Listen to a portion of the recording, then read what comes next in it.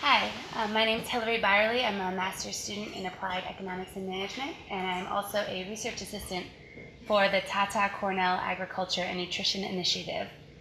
This group, which is also based in the Dyson School, is relatively new, just about a year old, and as the name implies, it focuses on the intersection of agriculture and nutrition in India. Now, what I started doing for them about 10 months ago is finding relevant data, often sort of mapping that data to establish a baseline, looking at spatial patterns in agriculture and correlating trends in diets and income, and trying to understand why India is one of the most malnourished countries in the world today. Now, given this geospatial forum, I focused just on one sort of specific process, thinking maybe people could benefit from the methodology and resources, but I definitely underestimated the expertise in this room, so forgive me if it's a little elementary. At least I promise it will be short. So we started just looking at sort of what crops are grown where, what combinations of crops are grown, and sort of loosely like the farming systems across India. And I first turned to this data set. This is the Global Agroecological Zones data system. It's a product of the FAO and EASA, and they have this global gridded data at 5 arc-minute resolution. They have data on all sorts of agroclimatic variables, crop production, crop potential, and yield gaps. We wanted to just focus on harvested area, and they have about 15 crops in India with their data.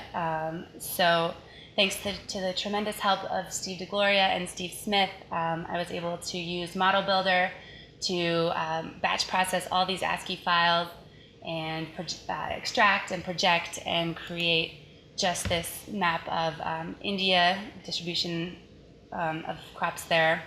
And then the next step was to sort of overlay all these different crops and understand, what's the most, for any given 100 square kilometer pixel, what crop is most grown there, and what are the combinations all together. And so again, using the iterator and a couple of tools, the highest ranking and raster calculator tools in the ARC toolbox, we layered those and came up with this sort of top crop map. You can see wheat up in the top, rice over in the east, and this is fairly intuitive and useful, and we were able to then create a mask from this and then run it again and generate a second most cultivated crop, third most cultivated crop to start looking at the combinations.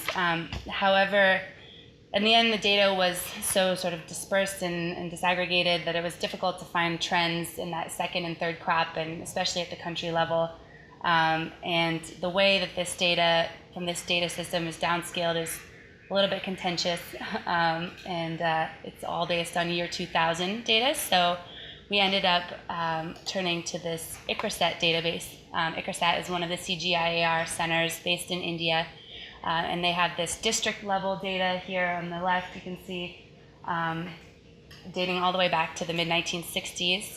You can download that into a nice little Excel file, do a simple join with an India district shapefile, and through a whole nother process of hierarchical clustering and ranking in R that I don't have time to get into now, we did develop these systems and were able to look at sort of this interval and change over time. Victory.